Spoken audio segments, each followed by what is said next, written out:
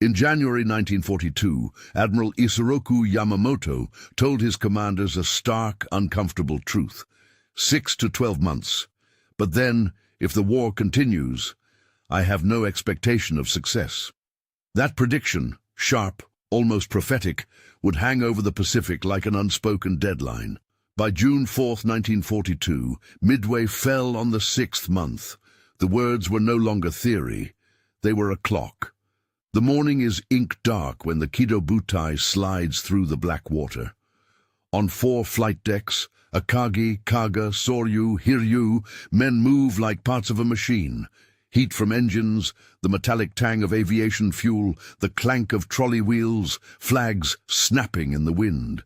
These are the small certainties that make a carrier a place of work, ritual and, in a few hours, terrible violence. Deck crews in colored jerseys obey choreography honed over years. Yellow for aircraft directors, blue for plane handlers, red for ordnance teams, each man a note in the orchestra of war. But there is another layer the men do not hear, an invisible conversation in Washington and Pearl Harbor. American cryptanalysts, having chipped away at JN-25B, have peeled back enough of the Japanese-coded traffic to place a trap.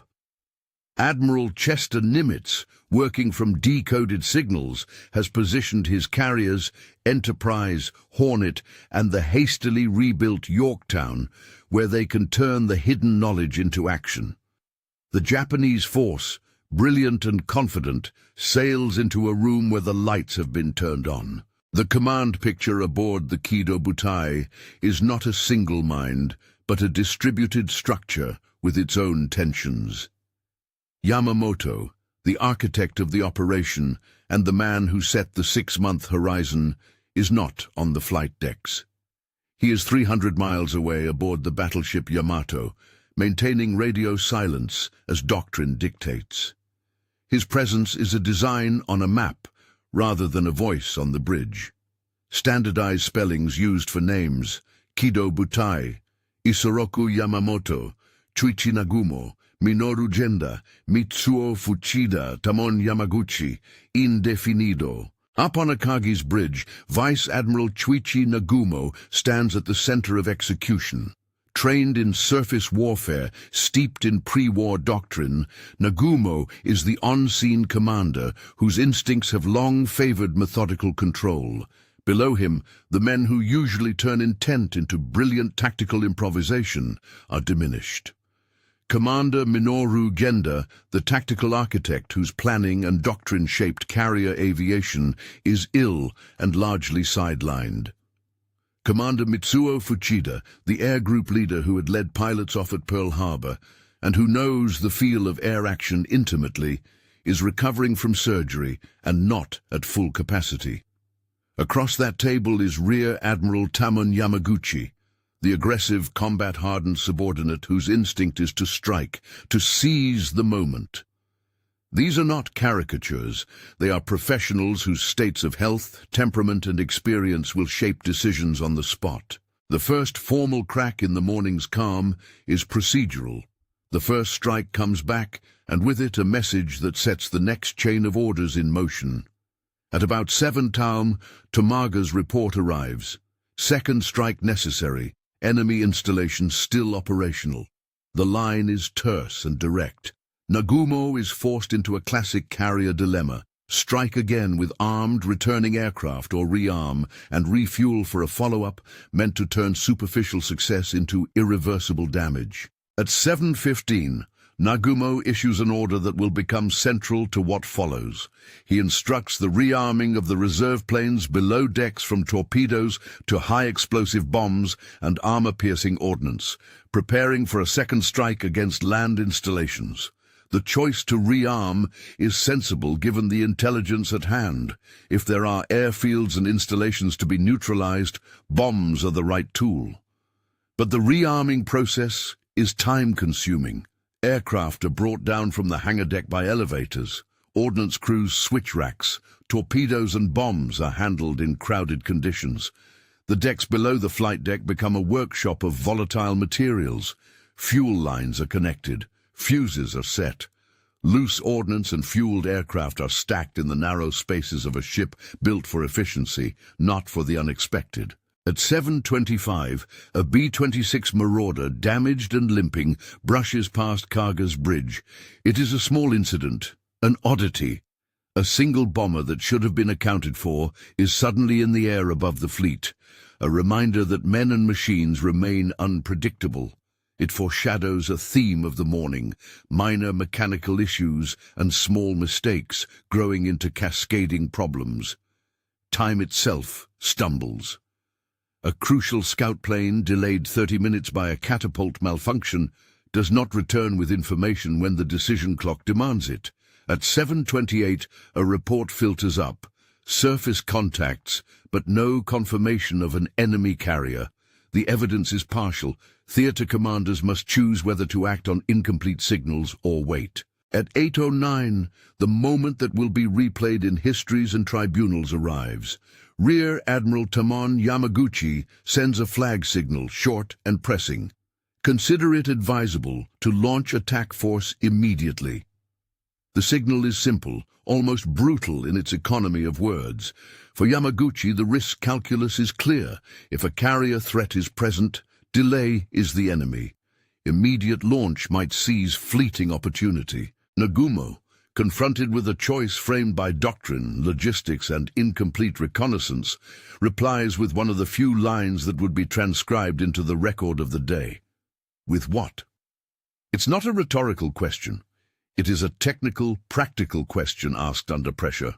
The carrier has planes returning armed with torpedoes, other aircraft being rearmed for bombs, decks cluttered with ordnance, and fuel lines that tie aircraft into ships in ways vulnerable to ignition. Nagumo is not refusing to fight. He is calculating what arsenal he can assemble at that exact minute. The answer requires reconciling intent with the available tools and time. This hesitation, this literal question, shifts the force of the battle. Rather than a clean, coordinated launch, what follows is compromise, a reordering of priorities below decks, men rushing to swap armaments, ordnance teams handling both torpedoes and bombs in close quarters, fueled planes waiting on elevators, and a flight deck that becomes a fragile fuse. Decision-making is not simply strategic now. It is logistical, kinetic, and dangerously exposed. Around the same hour, on the American side, Commander John C. Waldron leads Torpedo Squadron 8 out of Hornet. He understands, and tells others, that his unit's chances against enemy fighters are marginal, and that torpedo aircraft are particularly vulnerable. His resolve is starkly expressed in a line that would later be written home. If I do not come back, this squadron struck for the highest objective in naval warfare, to sink the enemy. That letter captures the ethos of a small group of men, willing to trade life for the chance to shape the larger fight. What Waldron and his men do is tactically costly but strategically crucial. The torpedo squadrons press home low, slow attacks that draw Japanese combat air patrols down and forward, fixating fighters on low-level targets and giving Japanese gunners an illusion of controlling the air. The torpedo runs, largely unsupported and launched into a wall of enemy fighters, suffer horrific losses. But they buy the minutes that change everything. Minutes in which dive bombers arriving from a different vector can find the carriers vulnerable.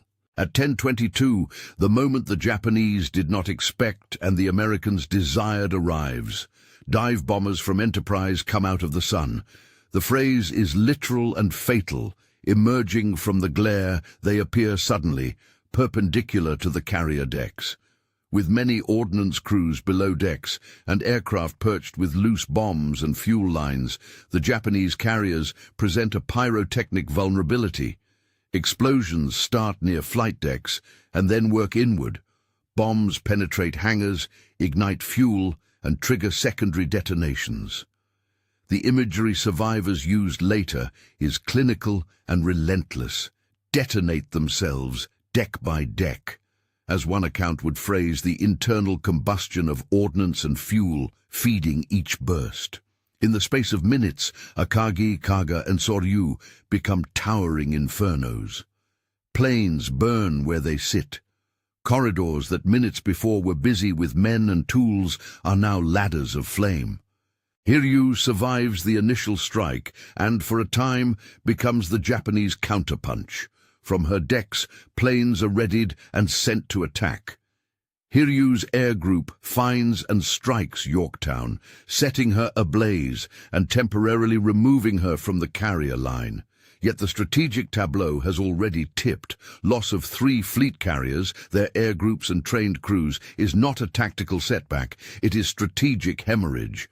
When 4 carriers go down, they take with them 248 aircraft, 3,057 men. The numbers are cold. The faces behind them were husbands, sons, pilots, ordnancemen, signalmen.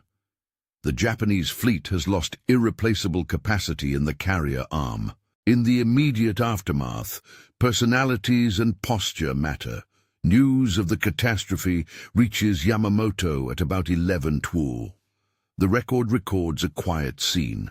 A man who had set a timeline sits in heavy silence, removes his glasses, and allows the weight of the news to settle. It is not a theatrical breakdown, but a private understanding of consequences. Later, in a statement kept within his inner circle, he would say with a tone of ownership, "Never tell anyone outside my staff. The failure at Midway was mine." The words are a private admission of command responsibility, a personal owning of strategic miscalculation without theatrics. They are, in the smallest way, another of the day's shocking statements. A senior commander privately claiming the blow as his own. What converts that private line into an historical hinge is its aftermath. Japan's carefully cultivated carrier superiority is shattered. The initiative in the Pacific tilts to the United States.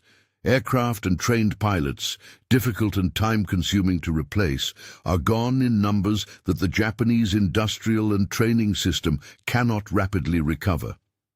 The Kido Butai, once the instrument of rapid expansion, will no longer dictate the waves of battle in the same confident way. The strategic balance shifts. Operations that had once been possible become aspirational. Throughout this morning, the theme that repeats is fragility. The grand design Yamamoto had sketched months before, complex, audacious, and dependent on tempo, was vulnerable to small technical delays and human hesitation. A catapult that jams, a scout launched 30 minutes late, a damaged B-26 that brushes a bridge. The question, with what? Asked on a bridge in the moment of choice. All of these are micro-failures that cascade. They do not erase skill, nor do they downplay courage. They refract both into something else, the suddenness of disaster in modern mechanized warfare. The record of Yamaguchi's flag signal, "Consider it advisable to launch attack force immediately," and Nagumo's reply, "With what?" have a particular electricity because they crystallize the central tragedy. One voice, urging immediate exploitation of an apparent opportunity. Another, balancing procedural reality against urgency. The words are not dramatic inventions. They are administrative lightning and thunder in the same breath. Read together, they map how a moment's rhetorical clash becomes an operational fault line. John Waldron's sacrifice complicates any tidy moralizing about fate. His mission, his letter, and the slaughter of Torpedo Squadron 8 are small tragedies that become strategic leverage. The torpedo attacks, though almost utterly repulsed with severe losses to the squadrons, drew Japanese fighters and split their defensive focus. The dive bombers exploited that exact distraction.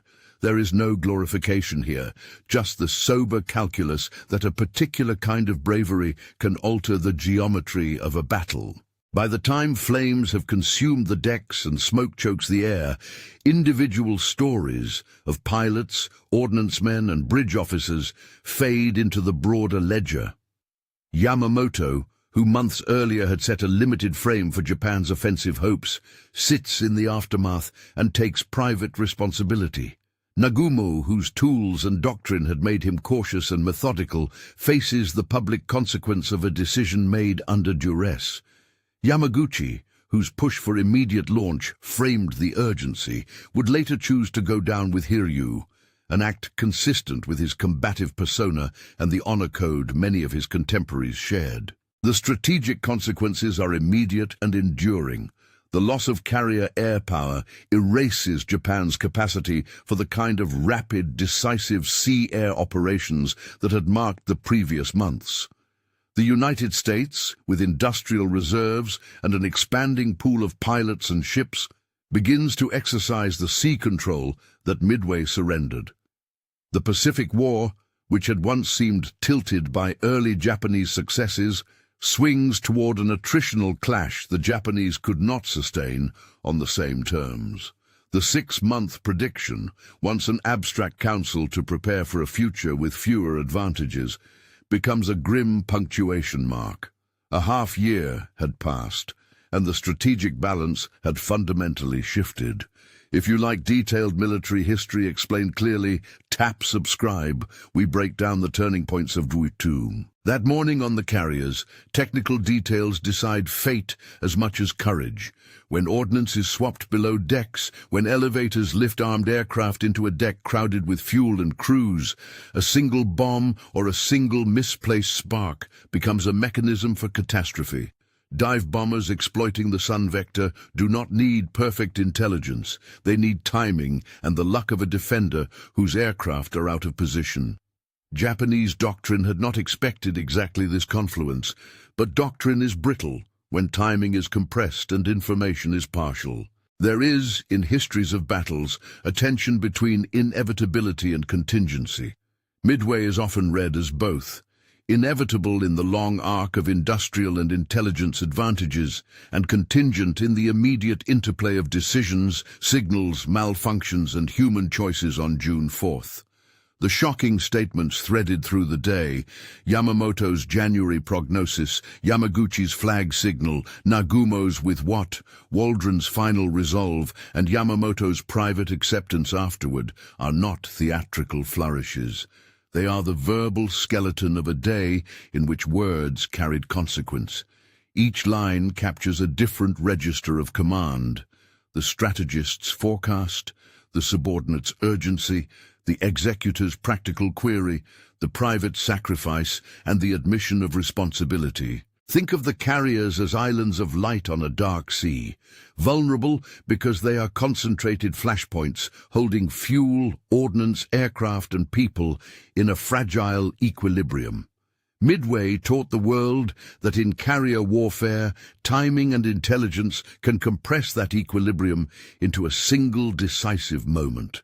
The loss of 3 carriers in minutes, followed by Hiryu's temporary retaliation and eventual loss, amounts to a hemorrhage that doctrine and heroism together cannot staunch. There is a human cost threaded through strategic statements and operational diagrams. The casualty lists, names and numbers are not footnotes. They are the human capital of a navy that, after Midway, could not replace experienced aviators fast enough. Officers like Nagumo and Yamaguchi, men with reputations and psychological contours, become emblematic of larger truths. Yamamoto's private words, "Never tell anyone outside my staff. The failure at Midway was mine," are not only accountability, they are an admission that strategy, even when brilliantly conceived, must survive translation into hardware, human endurance, and the unforeseeable frictions of the sea. When historians reconstruct these hours, we must resist melodrama and conspiracy. We should not cast Yamamoto as a Cassandra or Nagumo as a monster. The record shows professional men operating with incomplete information under extreme pressure. That is what makes the specific statements shocking, not because they are theatrical, but because they expose the raw anatomy of command, prediction, plea, question, sacrifice, and ownership played out under fire. The day's tactical climax, dive bombers from Enterprise out of the sun at 10:22, becomes a cinematic fulcrum in many retellings. It is visceral for reasons beyond spectacle. It is the point where timing, courage, and the prior sacrificial runs intersect. Waldron's torpedo squadrons, with their almost complete annihilation, did not secure victory in their own right. But their attack distracted and reshaped the Japanese defensive posture in ways that allowed the dive bombers to capitalize. That chain, sacrifice buys time, time exposes vulnerability, vulnerability is exploited, illustrates how modern naval battles are networks of small causal links, each fragile and each vital. Strategically, Japan's loss at Midway meant it could no longer confidently project carrier-based air power at the scale and tempo that had defined its early war successes.